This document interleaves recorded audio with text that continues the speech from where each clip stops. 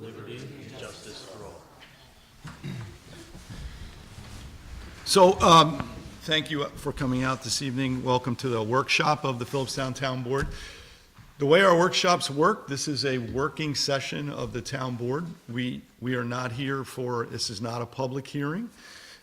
During the workshop, we can entertain questions. We don't always entertain questions, but we will have another public hearing at our March meeting in reference to this, to the changes. So the board has sat through, I'm going to estimate nearly 2 hours of public comment, and our job is to listen. So we have listened, and we have made some changes to the law that we think will ensure use of the property, and it will also ensure the safety of the community and the well-being of the community. I am comfortable, we'll go through the changes and I'll have our attorney present the changes, but I am comfortable with the current parade permit because I know it's my responsibility, and I am pretty thorough making sure that something is done and it's done correctly and there's proper safety precautions. My background is in safety, so I made sure that this stuff was in place for this one. I'm not always going to be sitting in this seat, and Shakespeare, and I have faith in HVSF's responsibility for the community. They've proven that over 30 years. They've had a 2-year trial program under the parade permit, and I've attended. I'm sure you've all attended, and it's a wonderful event. We've had very little to no complaints about the operation. I think I had one complaint that there was a problem with traffic on 9. There was a fire call in the middle of the release of a show one night. There's no way to control that. I was actually at the show that night, and we saw the fire trucks come down. There was people pulling out, so there's no way to prevent something like that. So that's the only complaint I had, and if there was any noise complaints that I didn't receive, I can't help with that. So I would like Mr. Gava, if you could just present the changes that we have done, the red line changes that we have done, the board can discuss it, and we'll go from there. Tara, was a copy posted online on the town's website? Okay, good. And I think there's copies. And I know it's in everybody's packet. It should have been. All right, everybody has their Yes, red sir. line drafts. All right, just follow me through it. This won't take long.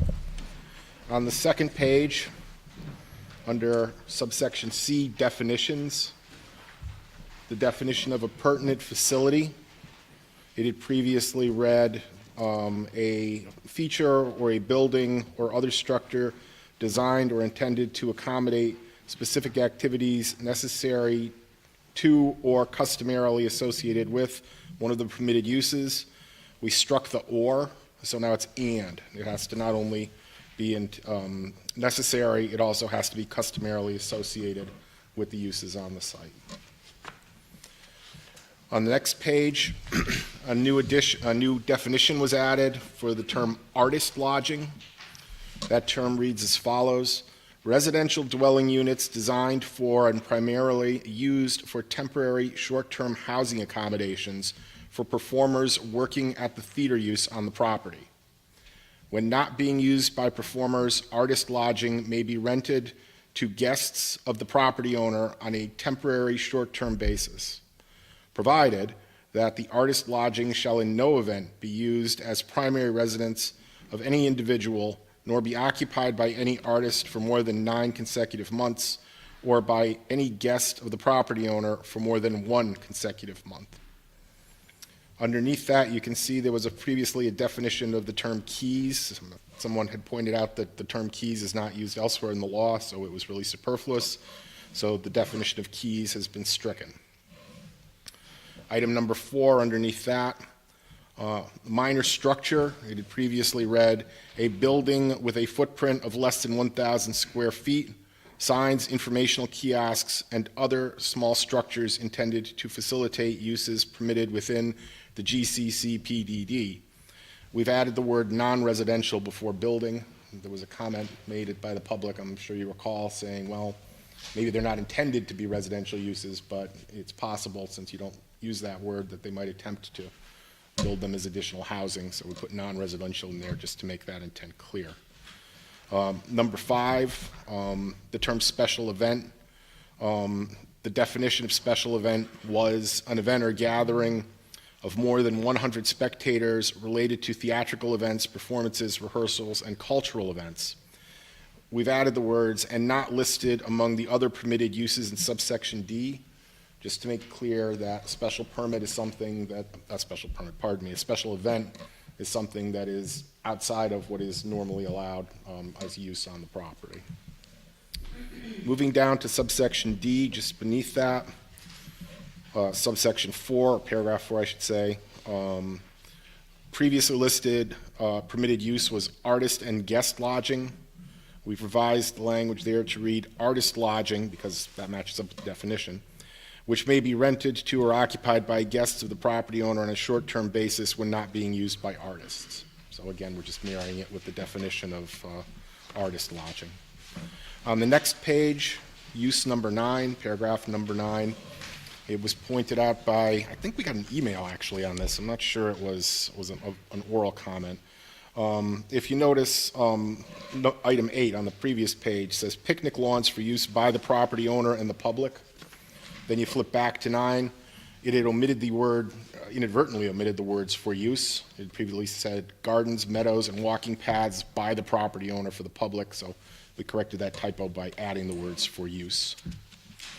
Going down to subsection E, this is restrictions on permitted uses.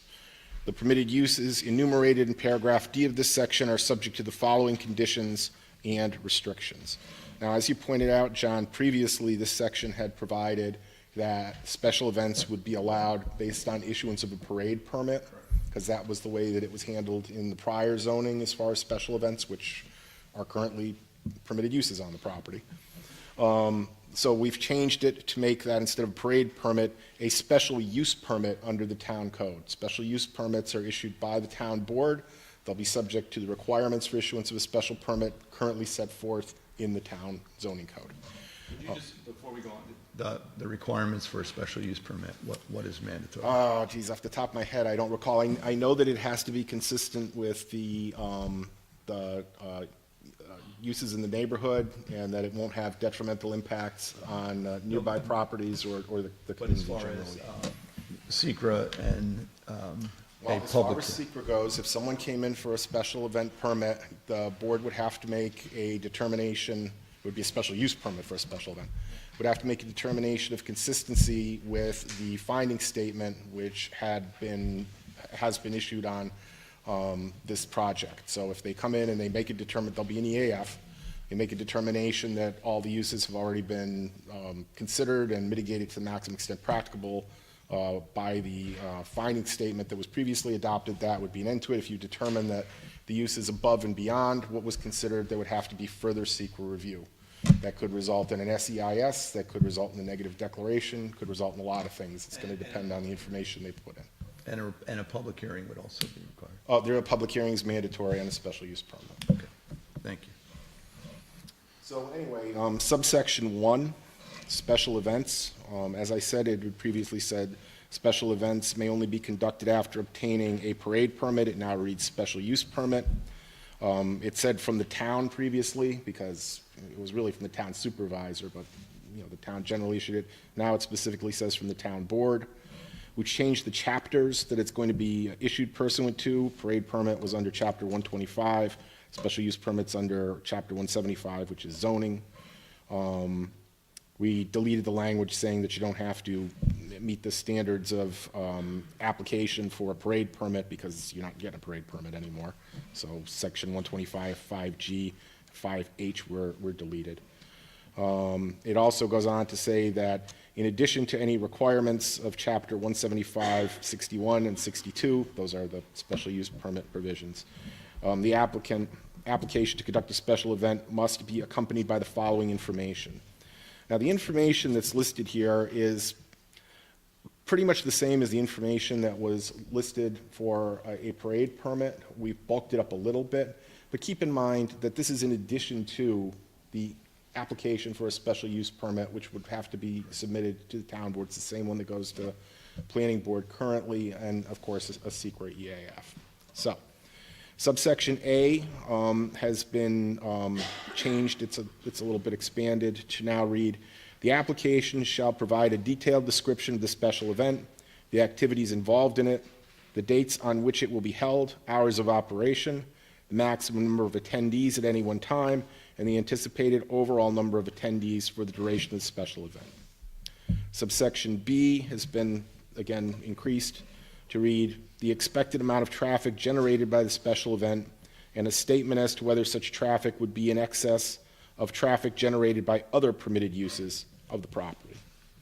Subsection C, again, increased to read, the expected levels of noise and/or light generated by the special event, and a statement as to whether such levels of noise and/or light would be in excess of that generated by any other permitted uses of the property.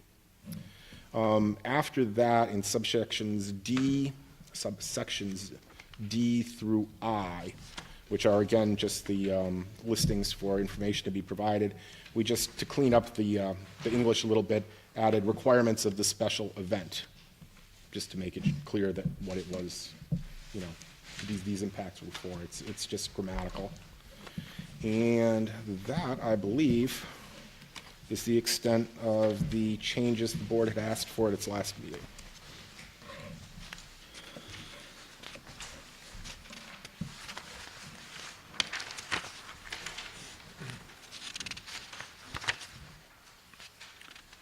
Okay, anybody on the board have any comment or question?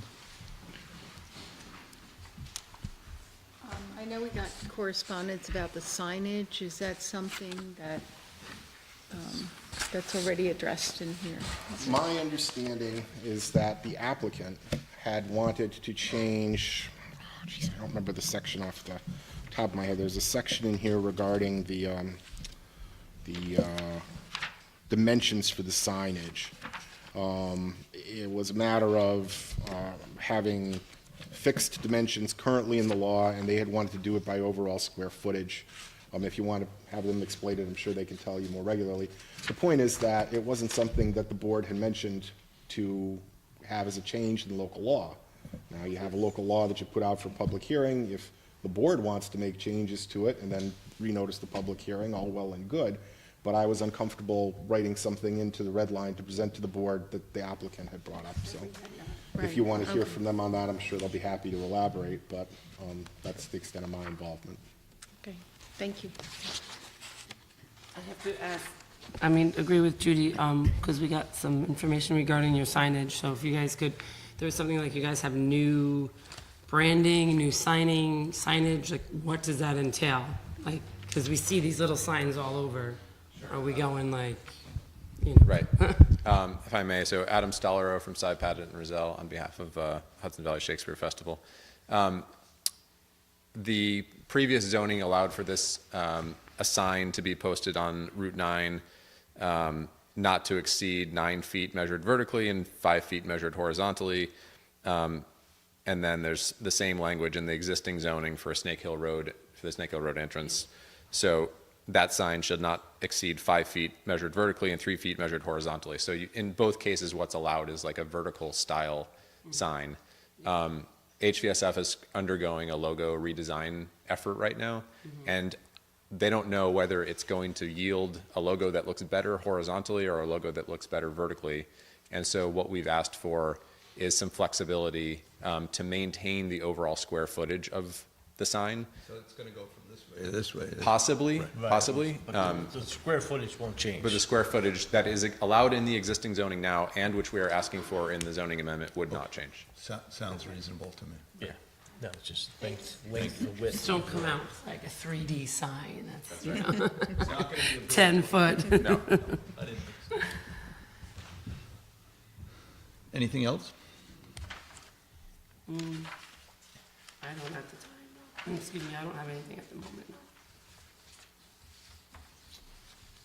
I know Councilman Angel is not here this evening. A lot of changes were, he's seen the changes and supported the changes, so he will be there for the public hearing in March. So I will briefly take some public comment if anybody has anything to say outside of what we've already heard before, comment on the changes, favor, against, and we will, it's going to be limited, trust me.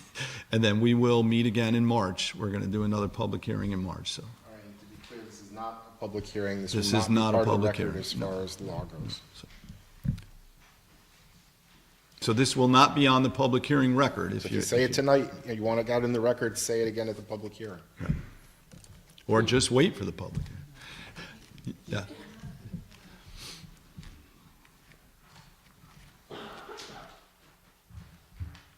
First of all, I absolutely respect the time, and this is really just questions that I have as I've been thinking about the what was discussed at the last public hearing opportunity. I recently learned of an event that took place in Yorktown at the FDR State Park. It was an event that was over the course of 3 months. It was in the winter. It was at night. And it had a fully immersive outdoor light and music experience. It was called Harry Potter: The Forbidden Forest Experience. And New York State actually negotiated a location fee with Warner Brothers Themed Entertainment Division and a share of the profits in exchange for hosting the event. So here's my question. You know, we're considering events at this space. It is a place for a purpose. It does have an outdoor open theater, but it will not operate in the winter months. So my question is, what would prevent New York State from negotiating a deal for something of this nature and then request permission from Hudson Valley for the use of their property during this time? And in fact, there's language that I don't know if you're aware, but in the grant applications from Shakespeare to New York State, that states that the property could serve to alleviate the use of other destinations, the tourism in our area, and provide a place for overflow. So with this zoning ordinance change, how can we as a community be assured that Shakespeare doesn't consider an event such as this as an opportunity to not only help out the state, but provide a fee for them at a time when the property is not in full swing? And I see that the changes are there, but it's still without specificity. And only an ordinance with specified parameters, restrictions, and regulations can help protect our community for this moment and for the future. So I just ask of you, please, take the appropriate time really to consider, you know, the seriousness of what this could present if in fact it's just up to an applicant to put in the requirements. You know, how long do you want, what do you plan on doing? Without the specificity, it really is up to the board. We just to clarify, we did have a similar request, an event called Kingdom Fair. Yes, I'm very aware. That was going to go at Graymore, and Yes. they were rejected.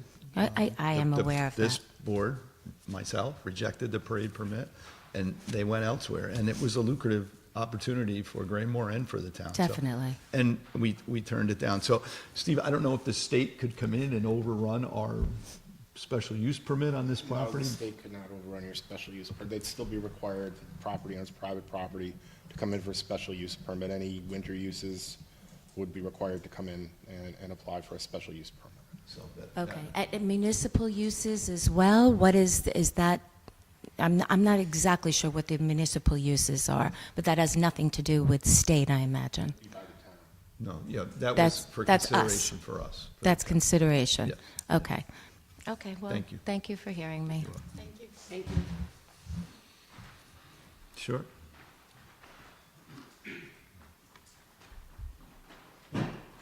Short and sweet, Howard, please. Thank you. Sweet.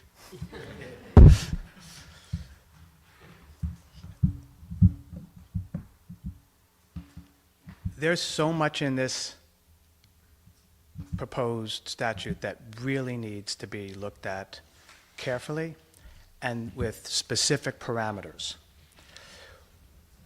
The fact that in the past there's been applications, Kingdom Fair and others that might have been rejected, that gives the primary discretion to the board. When in this case, what we're really asking for is protections that are zoning protections to prevent those kind of things from being even considered in the future. And the question for the board is why is there the necessity at this juncture, given that it's a brand-new use, never before in this residential area, why even entertain the expanded use for the discretion of the board for the future? There's no need for it. It wasn't asked for by the applicant. The applicant was Hudson Valley Shakespeare. They came in with a Shakespeare. Now, all of a sudden, it's anything that can be thought of that can then in the future be presented to the board. And that's something that we're going to ask this board and everybody on it to prevent that from happening. In the future, if there is something that needs to be considered, let it come forth as a zoning change. At this stage, to build that in without being asked to do it creates a entirely new concern by the community, which has not been investigated. So every application is a positive declaration. Every application has to be looked at in full because it should have been looked at here. All of those things are necessitated to be incorporated into the zoning law. Zoning, talk about it in general. Time, place, and manner. There is no limitations. Even in the EIS, there were limitations that they looked at specifically what Shakespeare alone would be doing. The amount of cars, the amount of noise, the impacts on water, which is a considerable issue that still remains a concern. So at this, there is no limitations of when they close, how many people come. Particularly now, we'll talk about a special event. I mean, it is actually contemplating new people, expanded people, an unknown amount of anyone above 100 people with additional parking, additional noise, none of that was looked at. And so even to do it would be beyond the authority. You can't at this stage. And you shouldn't. It really needs to be defined. And there was a question about, same thing about municipal uses. What is a municipal use? I personally don't have an understanding of why is that in there, for what purpose? And suggest that don't build it in. This is defined. It was a refined request, refined area. Don't let it expand. Once it's in its zoning, it becomes of right. So at this point, there is the question about, and it's built into the EIS and its papers, what happens if? What happens if this applicant, Shakespeare, is not able to survive? Everybody hopes that people will come to see Shakespeare. But what happens? And the property is transferred. And now there's of right by someone else. They can transfer to anyone. Doesn't have to be a nonprofit. Could go anywhere. This is a zoning issue to protect time, when can it be open, place. It's a specific place. And so it necessitates all of the limitations that were put into the EIS must be included in the zoning with specificity. Lastly, guests. I have still no idea what a guest is.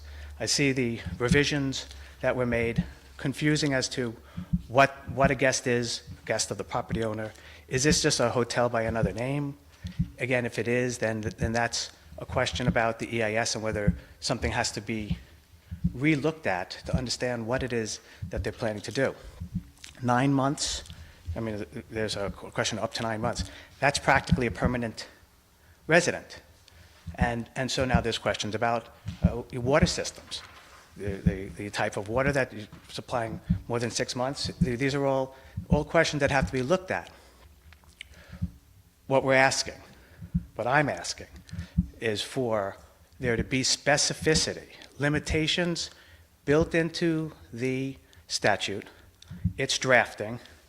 You have fine attorneys look at this, Just to prepare mention, those. attorneys, AKRF, who is our consulting firm on this, disagrees with your opinion completely. That the, Having a Yeah, debate over right. this, let the gentleman have his say and. Well, in terms of, I have lots of yeah, opinions. wrap it up, please. We're gonna move on. I know, but we're asking you not to. Not to railroad this. Take the time. There is no need to do that. Thank you. Anyone else? Very quick, please. Sure. You talked about the, I'm Tim Nolan, I live in Garrison.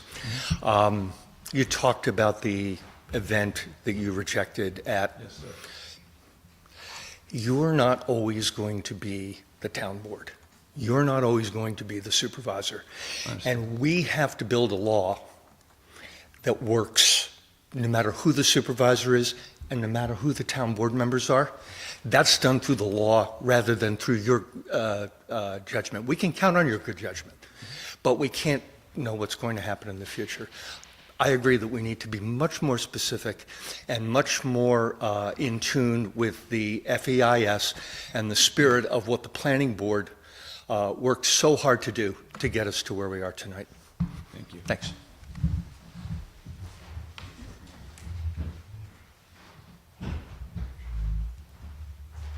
We're going to wrap it up very soon, so we have other business to take care of.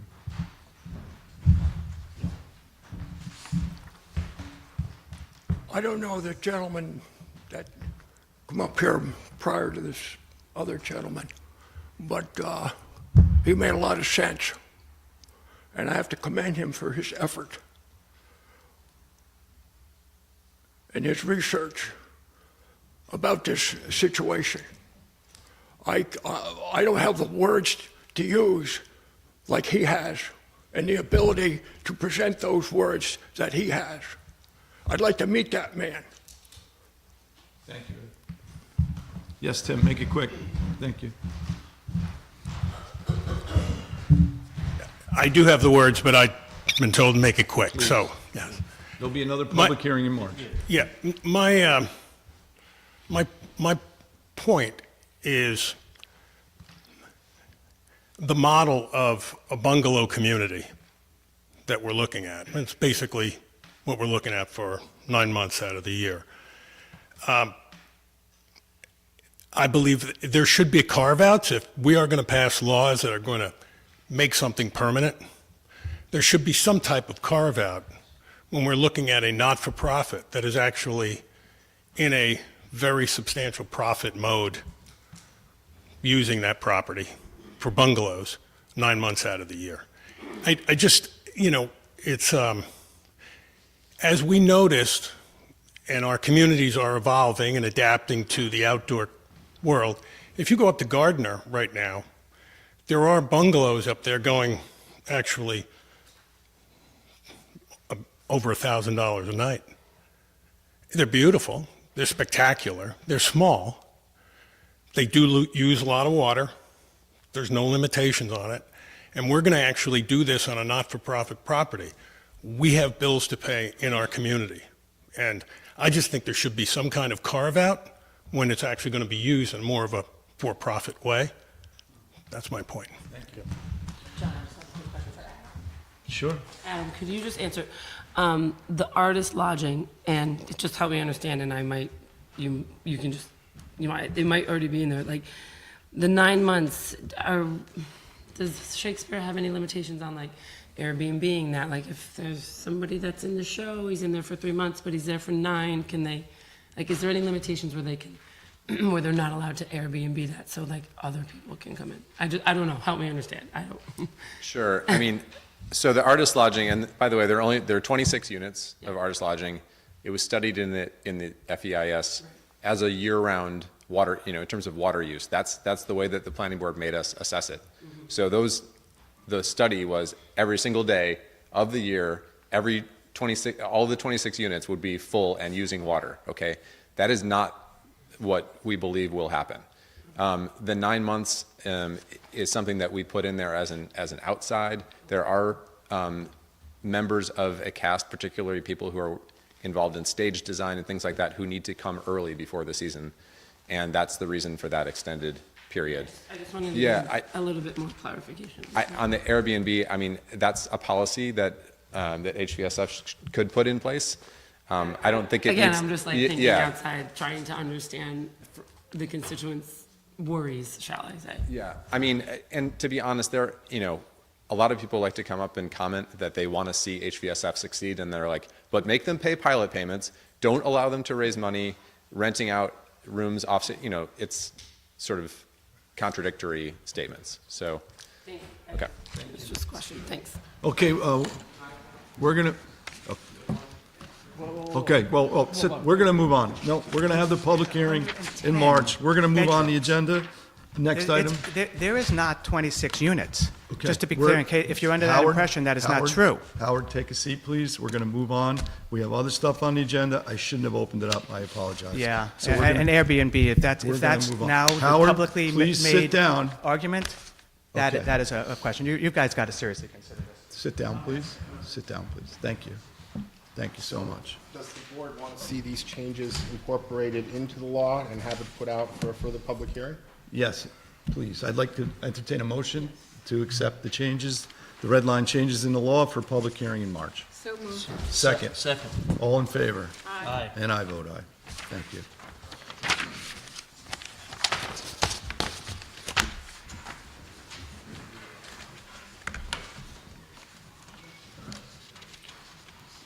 Go ahead. Ready? Yep.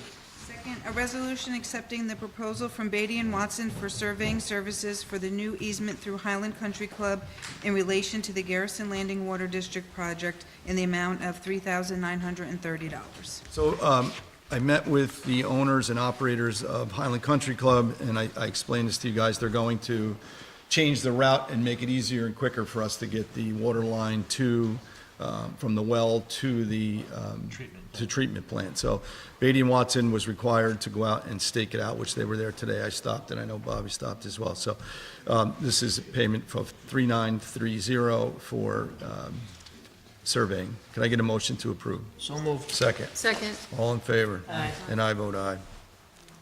Next, a discussion regarding a joint grant opportunity with both the Village of Cold Spring and Nelsonville in order, or to address stormwaters and flooding. I emailed you guys about this. So this is part of the SWAG group operation. The flooding that we are seeing occurring in the villages, we are a contributing factor, the town. The way the town is funneled, basically the water comes down the mountains right into both of the villages. So in order for it to be prevented, it needs to be prevented further upstream. So we're going to look to get a joint grant application in with Nelsonville and the Village of Cold Spring and the town of Philipstown. So the town will be hiring the grant writer at, I believe it's a $6,000 fee. So it's 40 hours at 150 hours of writing, so, and it would benefit the entire community, I'm quite sure, so. And we have a better opportunity if it's a joint application. Can I get a motion to accept the, I have a copy, did you have a copy of the, you guys don't have it? I saw it on mine earlier. It is, right? I don't know why I I thought- think Karen emailed it to us. I can give you all a copy. Yeah, but no, but It's, that doesn't have the fees here. It's Choice Words is the name of the company. It's the same grant writer that did the $1.7 million grant that we received for the highway, or in the process of receiving for the highway garage. So can I get a motion to approve that proposal? So moved. Second. Second. All in favor? Aye. And I vote aye. Thank you very much. That's it, right? Anything else? Don't you have to get a, oh no, it's a workshop. We don't have to have any motion. Yo, motion to adjourn? So moved. Second. Second. All in favor? And I vote aye.